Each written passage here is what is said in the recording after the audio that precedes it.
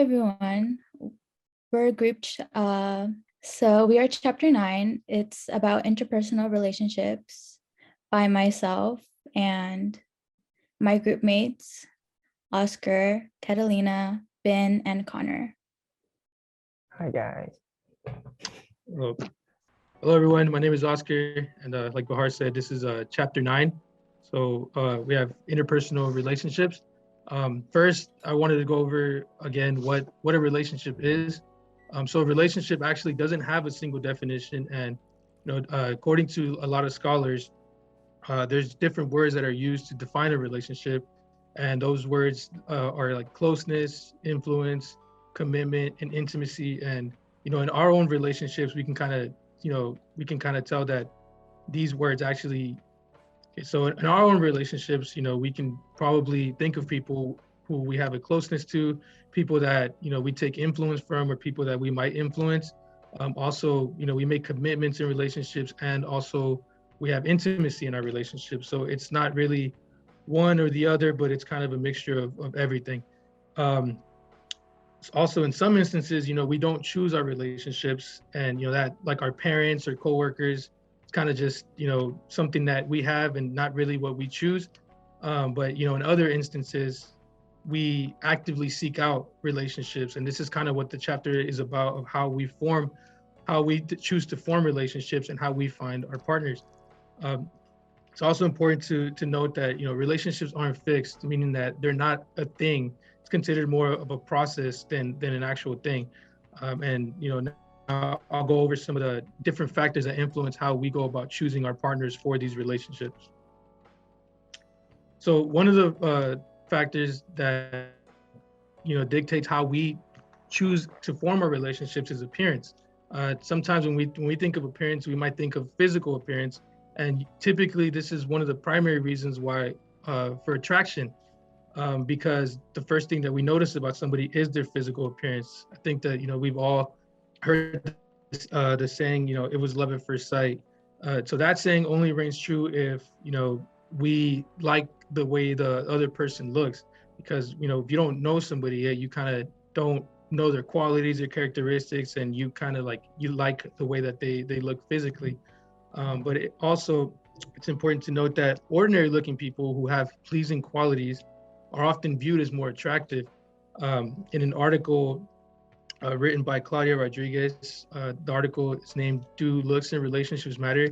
She states that attractiveness is subjective, and individuals who will have different preferences and find different qualities attractive. So, like we said, ordinary looking people who may not be perceived to be by social standards the best looking people will make themselves more attractive because of their pleasing qualities. An example that I have for this is the comedian and the actor Pete Davidson, who's currently dating Kim Kardashian. And actually, Pete Davidson has dated a lot of women who are perceived by many to be very physically attractive women, and he actually has been able to draw in these women because of his personalities. I think some of the personalities that make him, some of the characteristics that make him more attractive in the eyes of these women are his humor and overall his good nature. And it just seems like a cool person to be around, and that makes him more attractive in the eyes of these women. It's also physical appearance becomes less important throughout the relationship. So an example that I found for this is the story that's been in the media recently, which is Amber Heard and Johnny Depp. We can probably understand that Amber Heard is a physically attractive woman, and this is probably what drew Johnny Depp to want to get to know her, and this is probably what was the basis of their relationship. However, from what we've been seeing in the news recently, we can tell that some of the qualities that she possesses make her less attractive, and she has been seen now as less attractive throughout the media, and it's because of those qualities that she possesses. And I know now that they're not together, her physical appearance became less important throughout the relationship as he started to see her qualities and to see her for who she really is. Okay, next we will move on to similarities. So similarities can often be described as one of the strongest factors for why we form relationships. And there's this thesis called the similarity thesis that kind of explains why similarities are often looked for in a relationship. similar values, beliefs, interests, and class, among other things, can be, one of the big reasons why we choose to form a relationship with somebody. If we perceive that we are similar to somebody and there's a familiarity there, we may decide to, form a relationship with that person or try to form a relationship with that person. Similarities in most cases can even be perceived as stronger draw than physical attraction or personality. And the reason why similarities are maybe so important to people is because they're validating and they serve as ego support. I think in every relationship, a person typically wants to feel validated. I know that, from my personal experience, a lot of the times I've seen, or even in my own personal life, that there was argument or tension or anything like that was because one of the people in the relationship didn't feel validated. And, that having those similarities validates the person and validates the relationship. So that's why, similarities can be so important, because they're validating. Another reason why similarities can be, a strong foundation for why a relationship is formed is because they increase predictability. Sometimes we want to be with people who, we know are going to be like us. We know are going to like the same things that we like, and we know are going to want to do the same things that we do. And it's basically about the future in most cases, because you just want to have that predictability.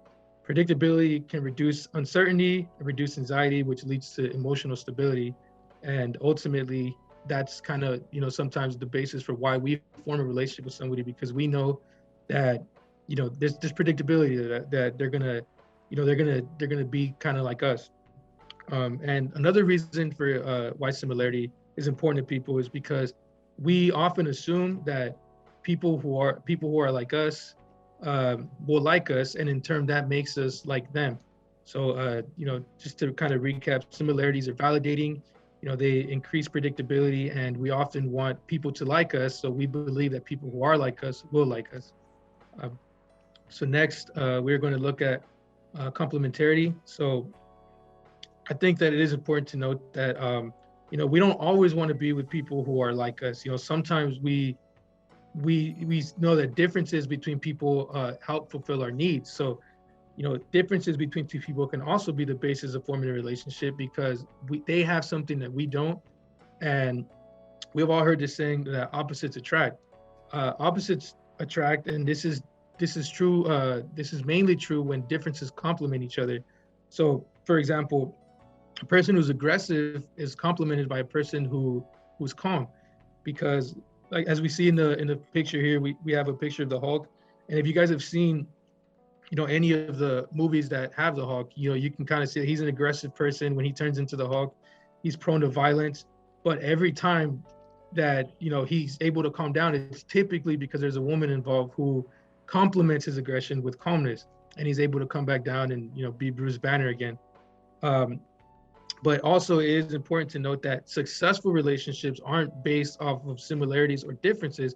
It's when the relationship is balanced, in which when both partners are able to balance their similarities and their differences, and they're able to, complement each other on both sides. They're similar enough to satisfy physical needs and mental needs, but are different enough to satisfy each other in other places. There's this quote that I found in an article, "Do Opposites Really Attract?" by Crystal Rapel, and she states that differences often create balance in a relationship while also providing an opportunity to learn. So it's another thing that I found very important, because differences shouldn't just balance out a relationship, but they should also be a basis for learning for us. Because, like I previously stated, a relationship is a process. It isn't just a thing that we do, it's a process. So we want to make sure that we grow and we continuously learn. And it's important to do that with people that have differences from us, but that the differences complement each other's qualities. Okay, so one of the other factors for why we choose to form relationships is the idea of rewards. So there's this theory that's known as the social exchange theory, and this suggests that we seek relationships in which rewards are greater than or equal to the cost. Meaning, we want to be in relationships where the rewards are higher than the risks, essentially. So we can talk about what rewards are versus what costs are. So rewards are desirable outcomes that we seek in our relationships, and costs are the undesirable outcomes we seek in our relationship. For example, a reward may be, dating somebody that has a higher paying job, or somebody that's there to support you emotionally. And cost would be the opposite, someone that has a lower paying job and isn't really good at, supporting you emotionally. And there's a very straightforward formula that can determine whether what kind of outcome it is, and that's rewards minus cost.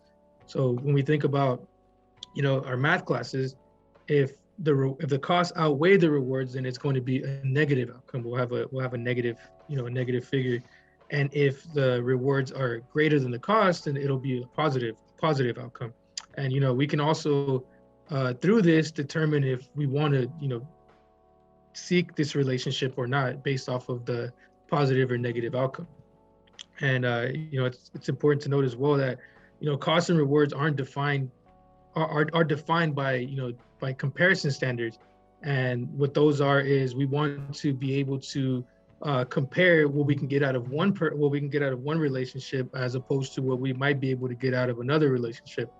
So there's two of the concepts that come with comparison standards, and the first is the comparison level.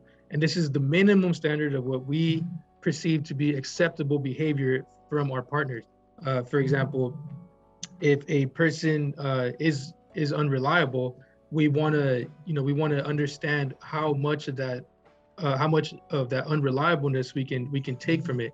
So if, for example, one person thinks that being a person who's unreliable, who's always not following through on what they say, thinks that the reliability needs to be at a high level, that person will be under their comparison level, and it might be one of the reasons why they don't want to pursue that relationship, or why they see it as a negative relationship. And the opposite is also true.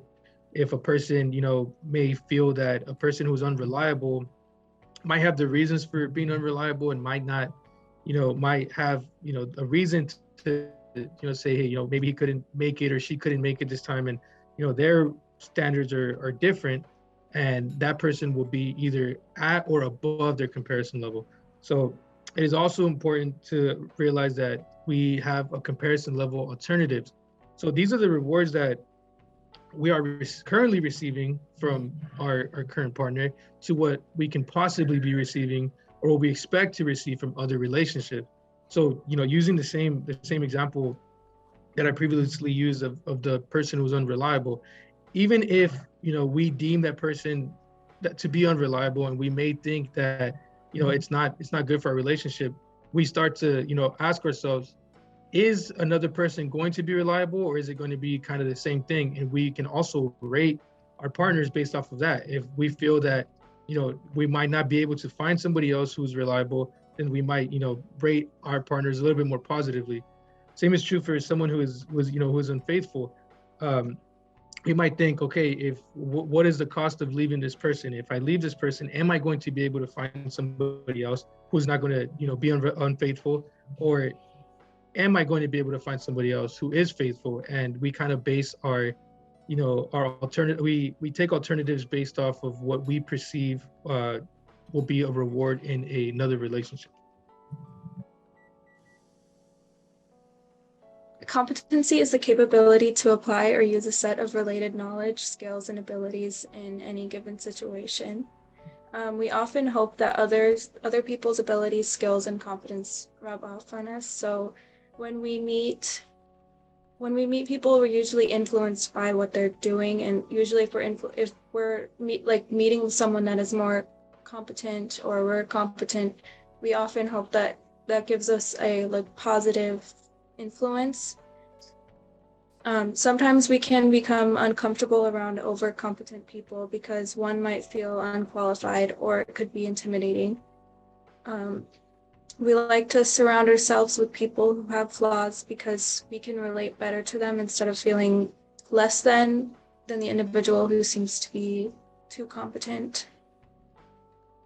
People prefer friendliness and trustworthiness over skill competency because this helps build connections. I know for me, when I'm going meeting new people, or I usually prefer friendliness and trustworthiness over their abilities, and I prefer emotional connections over their skills and stuff like that. We can become positively influenced by people who are competent because of their confident and smart behavior. And then I put for the example, the girl became uncomfortable when she was talking to Isabel because she was overcompetent and she couldn't relate to her. So a question for my group that aligns with competency is, would you guys prefer having like a relationship or a friendship with someone that is competent or someone that over exceeds competency? I think for me, in a friendship or in a relationship, I would like someone who is overcompetent, because I genuinely is very curious and love to learn what I can learn from another person. And I feel like just myself, I can't do much. Like, it's my information, but I feel like from another person, you get the full effect of like, oh, this is something new I can learn. It exceeds your limit of information, basically. So I'm not a jealous person either. So I feel like someone who overcompensates me, I see it as a good thing. I see it as someone that I can actually look up to, actually bond with, that I can always go to them whenever I do need extra information, because I feel like they're the type of person who does have it. So that's my opinion. Yeah, same at mine. I like to play with competent people. Gonna help me improve my skill and my ability. Yeah. And the next one is proximity. Proximity is defined as nearness in space, time, or relationship. We're more likely to form relationships with our neighbors or just people in our community that are close to us. There's a better chance at forming relationships with those who sit next to us in a class or a public setting. Like if we go into a class and we're sat next to someone, or we have the same class, we're more likely to become friends with them than those who are in a different class. Messaging through social media can apply to proximity and create closeness. According to the textbook, proximity even has a role in social media, where messaging and chatting can create virtual proximity. Individuals who are in close proximity are likely more similar to us rather than those who are not. So usually people that are around us more or closer to us can relate more than just because we might have the same like backgrounds or experience or whatever going, like when we're in the same situation or the same community. People closer together in a physical environment are more likely to form a relationship than those further away. And then for the example, I have Sarah and Tom met at school and got sat next to each other in class, and they became very close friends. So I'll be asking my group if they prefer like close proximity when it comes to relationships. Do they like to be close to people that they're involved with, or do they not mind long distance friendships or relationships? For me, what I've come to kind of find is that when I don't have close proximity in my relationships, it kind of is detrimental to the relationship, because you kind of get used to, not having that connection. And I think that even though sometimes you have these relationships where, you might not see a person for a long time, or you might not be as close to the person, for a while, it's kind of seamless when you come back together, and, it feels like, you guys talk all the time, but, in most cases, I feel that it's just not having a closeness is kind of detrimental to the relationship, and then it just puts a damper on it, I guess.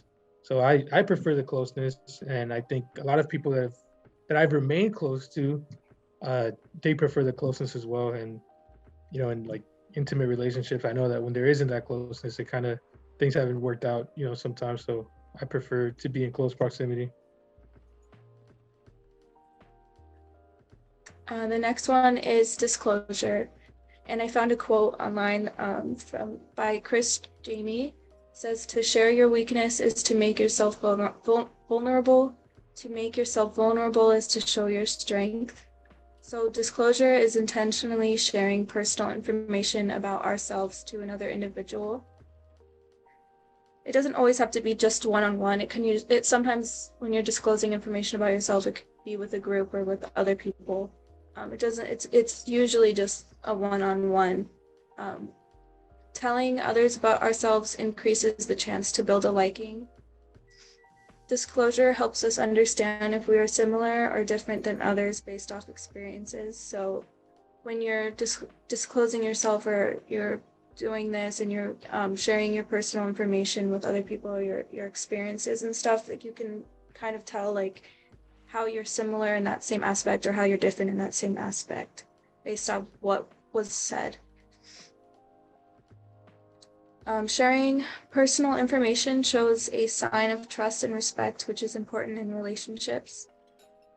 This is a big thing. Like, if normally you'll be in close friendships and close relationships, you're usually able to trust that person. And when that person is opening up to you, it shows a lot of trust, that they have a lot of trust in you or a lot of respect. Timing is very crucial when it comes to disclosure. And what I mean by that is, if you've just met somebody and you're not going to want to like open up to them right away. It's going to just, there's different outcomes with everybody, but usually timing when it comes to disclosure should be after getting to know that person over a certain period of time, as well as where you're meeting them. Like, usually when it comes to disclosure, you're going to want to meet, or it needs to be more of an intimate, like a private area instead of like a public area. This often helps when we are trying to express ourselves, whether it be anger, happiness, sadness, or confusion. Just expressing and disclosing, like if you feel angry or happy or sad or confused, this is really good when it comes to relationships. And then for the example I have, Tammy told her best friend about something personal in her life. Now her friend has a better understanding of why Tammy was so upset.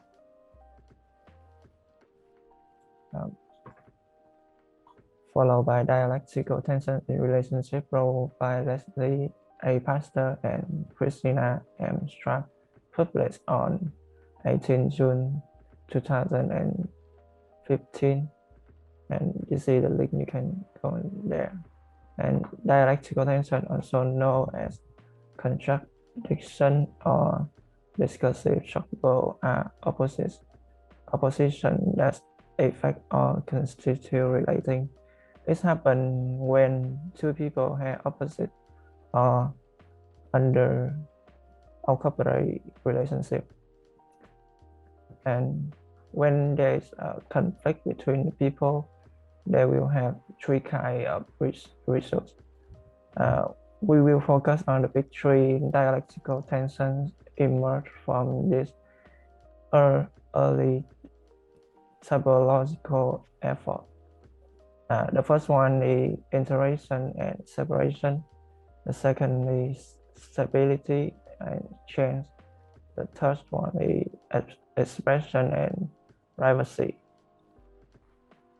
So in addition, each person will have a different expression, like internal manifestation and external manifestation.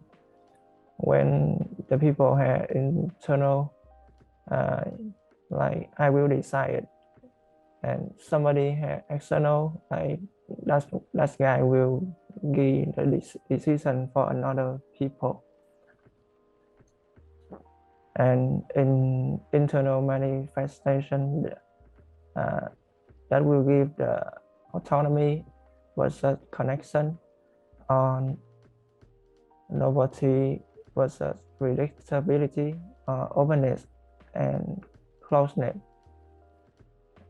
And people have external manifestation that will give the inclusion versus seclusion, conventionality and uniqueness, revelation versus concealment. So in the first one, the autonomy and connection, we want to be close to others, but at the same time, we seek independently. Like example, like we need to huddle together for warmth, but not want to touch each other. Yeah. In inclusion and seclusion, we seek involvement with other, but at the same time, we are unwilling to sacrifice our entire identity. Like example, to have a quiet, happy family life, or to be involved. For the second one, the stability and versus change, the novelty versus predictability. The partner wants to be able to know what each other thinking and feeling, but like if you know everything, so nothing will get boring. Like example, the partner wants to be able to each other are thinking and feeling. For the conventionality and uniqueness, the challenge people in relationship when trying to balance other expectations as well as their own. For example, like people have a basic idea and how life between two partner, program, dating, marriage, baby need to be balanced with what you as an individual want. Yeah. For the third one, the expression and privacy. That give the openness and closeness. You can understand like your commitment to the relationship may compel you toward honesty, but your concern for the other person feeling and a desire for privacy may lead you to be less than completely honest. For example, like you can ask how do I look, and you can receive the openness and closeness. For the revelation and concealment, you can understand why we want to share the detail about our relationship. We also want to everyone else knowing of the business. Yeah, this is some discussion with question. And we will have the changes for managing the dialectical tension. The first one is for denial. This we can understand like respond to one and ignore other. We can understand like how we want to end them quickly and get rid of everything. For disorientation, like you can feel overwhelmed, unable to confront the problem. For the number three, alternation, you can choose the one end at times or the other end at other time. You can see on the right picture, we can choose the right time to stop and keep digging that deep hole, and we keep going. For the fourth A, segmentation, that is compartmentalize areas of relationship. Like we should allocate time and properly between relationship and work. And the fifth is balance, like understand like manage both for through the compromise. Like we're trying to compromise or find a middle ground between two opposite forces.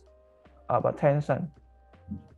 And for the next one is interaction. You can accept the opposing force without dismissing them.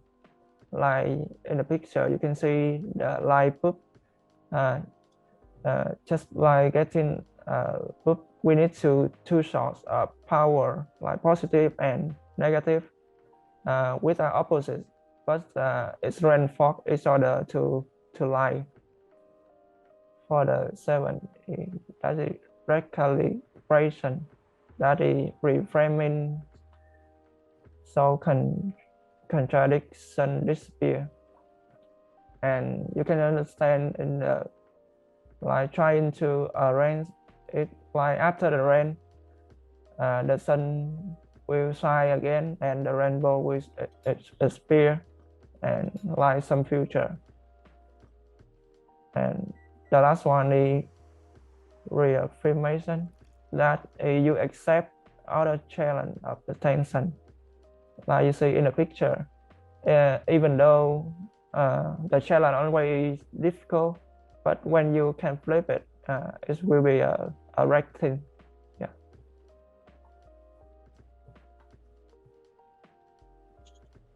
Hello everyone, I'm Bahar. I'll be talking to you about communicating about relationships. Our main focus will be about content and relational messages, maintaining and supporting relationships, and repairing damaged relationships. Content and relational messages. When communicating, we often lose sight of the content being conveyed because our relational social cues seep through. Content and relational messages go hand in hand. How is this possible? Let's dive deeper into it. Content messages can be illustrated as a foundation. Basically, it's the subject matter of your whole entire message. It focuses heavily on the context of what is being communicated. An example, no, I'm not tired. Relational messages is the who in this two-part dimension. It's an extension of your behavior and emotions depending on the relationship you feel with said person, whether it be your mom, grandma, lover, foe. It allows you to behave through your feelings, whether it be sarcastic, passive-aggressive, annoyance, eager, etc. Of course, I'm not tired unless you count 3 hours of sleep enough. We have a video that I want to show all of you about how you can distinguish between content and relational message.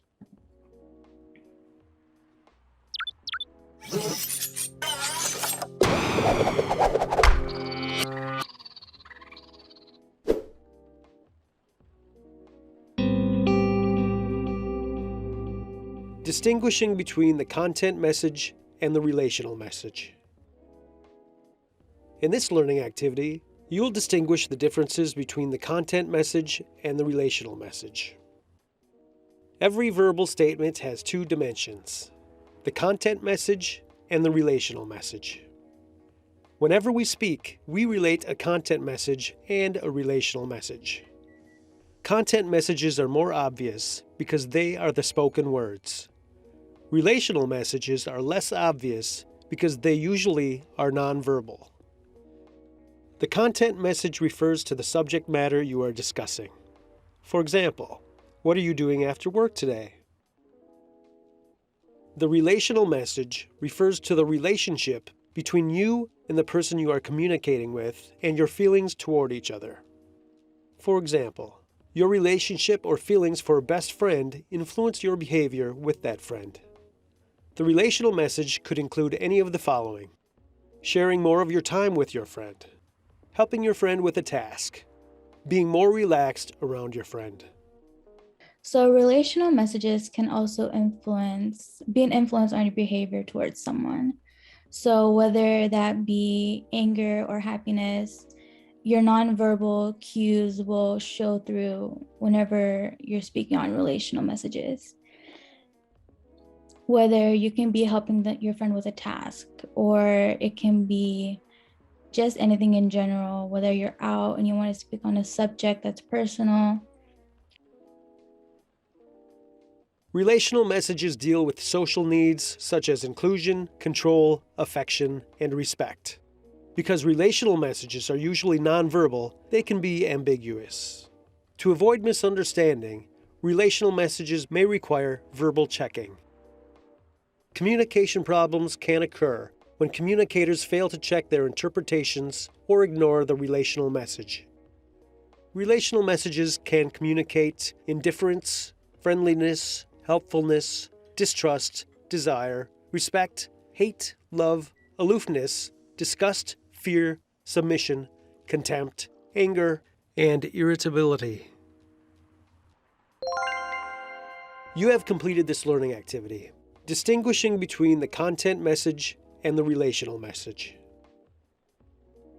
The next section is about maintaining and supporting relationships. Relational maintenance and social support is key to keeping a valued relationship. A lot of things go into a valued relationship, but maintaining and supporting it has very important strategies that go into keeping it satisfying for both parties. So one of them is positivity. It keeps it light and healthy, no sign of negative energy. Your partner needs to be upbeat. He always needs to be a positive reinforcement to you. Whenever you're feeling down, he carries the extra weight and brings in the positivity that you're lacking. The next one's openness, allows there to be room for an honest communication line. No one wants to be in a relationship where you have to hide who you are. It's important to keep an honest communication line for you to allow yourself to be your true, honest self. The next one is assurances, verbal and nonverbal support of commitment to the relationship. In my experiences, a lot of people don't get assurances in their relationship. I think people just think that, oh, I don't need to give it, they're already mine. So it's very important to communicate that along the way, whether it be verbal or nonverbal. Get her flowers, get her chocolates, whatever she likes, or verbally tell her like, I love you, you look pretty today. Another one is social networks. Investing in their friend and family bonds is really important because you're not just with her or him, they're also an extension of their own families. So it's important to keep a bond with them, and it allows you to see a different side to your partner. And then you can also just see different sides of them as a whole person. The other one is sharing tasks, equal effort, and life's obligations and chores. I think a lot of relationships needs to be balanced, and not everyone needs to put in their own weight. So whenever it comes to life obligations, it needs to be both parties want to be like, okay, we're going to do it this way, or you're going to do this and I'm going to do that. So another key to a valued relationship is a social support. It plays an influential role in the challenges a relationship may endure. Some form of social support is emotional, informational, and instrumental. Going into emotional, a loved one who is empathetic and an emotionally available ear. So by that, an emotional support person in your relationship allows you to be vulnerable. And I feel like a lot of men find that challenging. And I think having just that empathetic person next to you who can actually make you feel calm, makes you feel safe for you to have this person who you can actually open up to. And then another one is informational support, a third eye or point of view. I feel like a lot of people don't accept another opinion in their relationship. So I feel like it's such a good take to actually look at a third eye, basically. Someone who looks out for us and gives us information we may need. The other one is instrumental. Rather in action than words, it offers to do your task or actively participates with us. So whenever you're feeling down, it's like you're giving 30%, the other person will give 70%, and then he can do the dishes or he can actually go put gas in your car. You're sick and you're not in the mood, you don't want to do it. He's gonna go do it for you, or she. I have an activity for all of us to do. So it's a relational maintenance activity. So match the word to the respective categories. So my group mates will be active participants. And then in the discussion below, I would want you to write your answers for us. So you have openness, positivity, social networks, assurances, and sharing tasks as your word box, and you have to match it to the respective sentence. So openly discuss his or her fears. Which category do you think is that? Who's Openness. Openness. Thank you, Openness. Catalina. Okay, brings more radiant energy to our relationship. Positivity. Okay, good job. Yeah. Helps with house chores. Sharing tasks. Yeah. Okay. Always tells me, oh, okay, let's not read that. Always tells he or she loves me. Positivity / assurance. Okay, I can see that. Includes my family in our trips. Social networks. Mm-hmm. Good job. So all of this can either, it like maintains your relationship. Repairing, okay, the next one is about repairing damaged relationships. Relational transgressions is something that happens more often than we think. Basically, every relationship has arguments. You're gonna fight, you're gonna cry, you're gonna scream. You're gonna feel disappointed in your partner at the end of the day. It means letting down your partner, violating their terms in the relationship. I think when we all go into a relationship, we have expectations from our partners. And being let down and being violated emotionally leaves a scar that I don't think a lot of people don't take into account. There are different types of relational transgressions. Minor versus significant. So a minor one can be a little something like, I don't like that dress on you. A significant can be like, it just becomes a habit. Purposely forgetting whenever they tell you something is hurting them. Social versus rational. So it's violating social rules. Whenever you're in a big group or whenever you're out and you are actively embarrassing your partner, you're violating their social rules. You're making them look bad. With rational, it's their unique norms. It's like, don't disrespect my dog. It's what they care about and it hurts their feelings, but you don't see it as a big thing. You're like, it's just a dog, I don't care. But to her, that's like her baby. So deliberate versus unintentional. It's deliberate, it's just being purposely being hurtful, point blank period. You want to cause pain, you want to cause chaos, and you're gonna do it. Unintentionally disclosing private information is unintentional. You're probably out at a party and you expose information about her best friend that was put between you two. So it's unintentional, things happen, slip of tongue, no one can control it. The other one is one time versus incremental. A single episode where you act out of norms, you act out an aggression. We get it. No harm, no foul. Just don't put your hands on it. I'm just joking. You can cut this part out. Incremental is like overdoing self-transgressions. You're doing everything and putting it into one big fight. You're being rude. You're actively looking to harm our feelings with your words. It's also just being loud and being aggressive. And it's just not a pretty look. So strategies for relational repairs includes taking the first step in the notion of common sense. What I mean by that in common sense, I feel like whenever you know you're in the wrong, don't play dumb. So whenever she comes to you and be like, you're hurting me or this is making me upset, don't go and just violate her terms and be like, well, it doesn't matter to me, so why should it matter to you? So you should always vocalize an apology or direct the conversation to ask questions on why you're responsible. Like, hey, what did I do to make you feel this way? What did I do so I can fix it? So acknowledge your responsibility, offer repairs, like, okay, I did it, I'm sorry, how can I fix this? expression of regret. Shed some tears if you have to.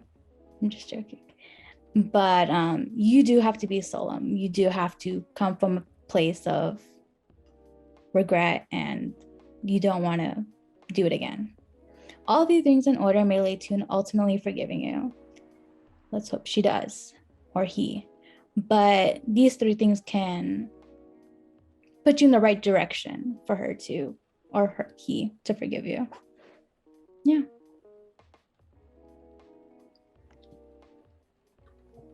All right. For the next topic, we're going to be talking about the stages of relational development.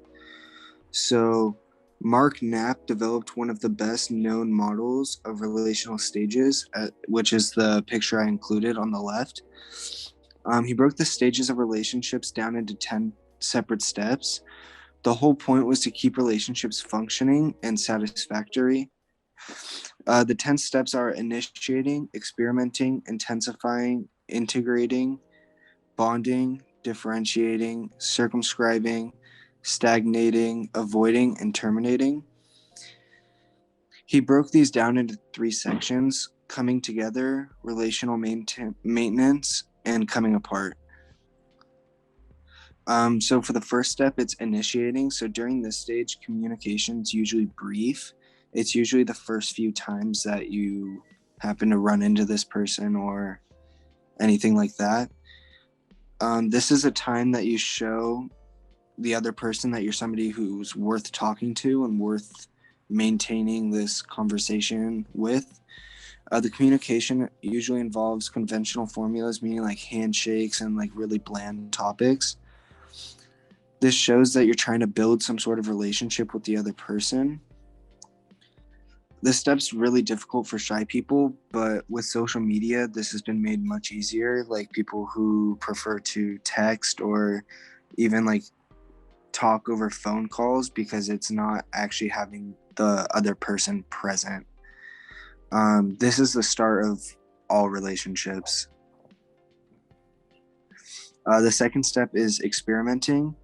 This stage is the start of getting to know someone on more of a personal level, also known as finding common ground. This stage is great for finding common interests and conversation topics.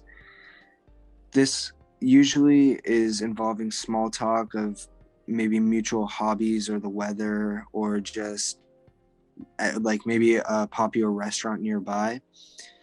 Social media has a huge impact on this stage.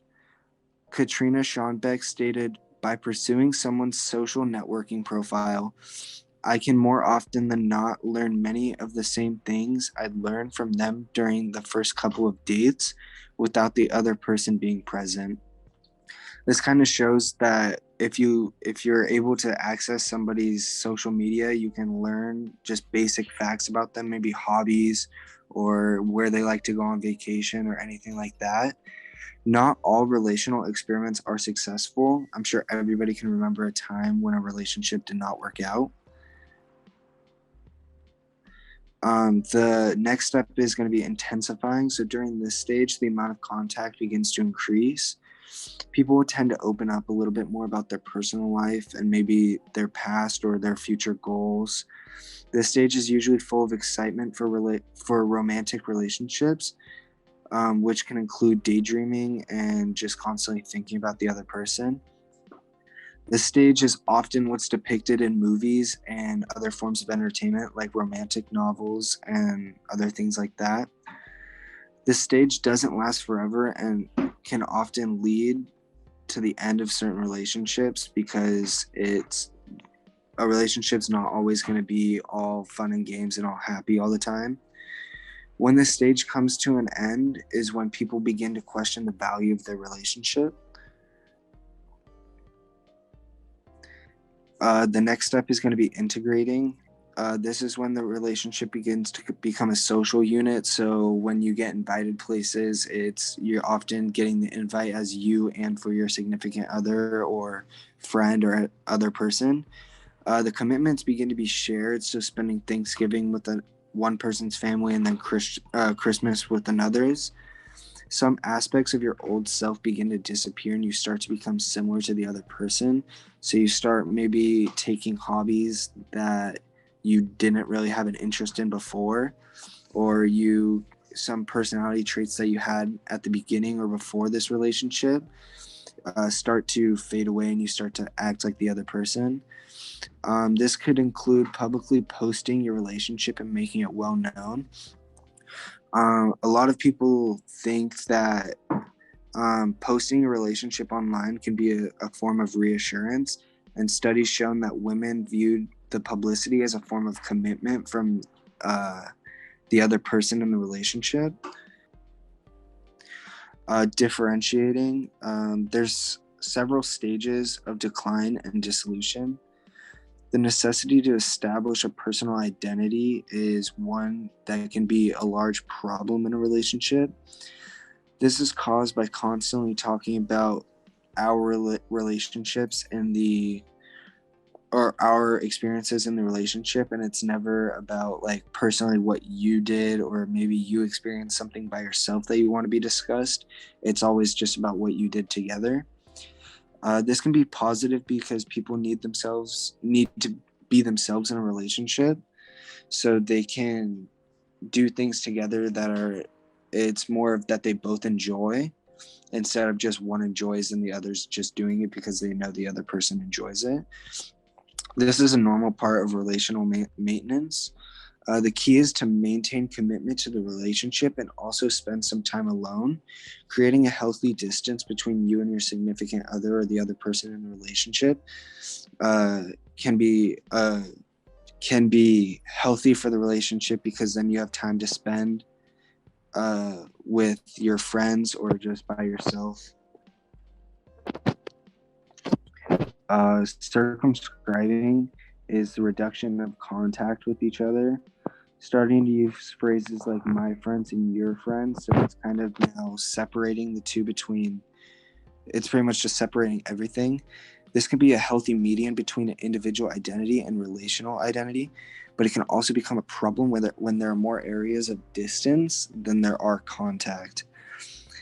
There are healthy and unhealthy ways to create space. Going on a personal vacation to create space from another person would be unhealthy because it just seems like you're trying to get away. While when both people do things separately, like for example with their friends or family, it's a healthy way to create some space and have time to focus on yourself.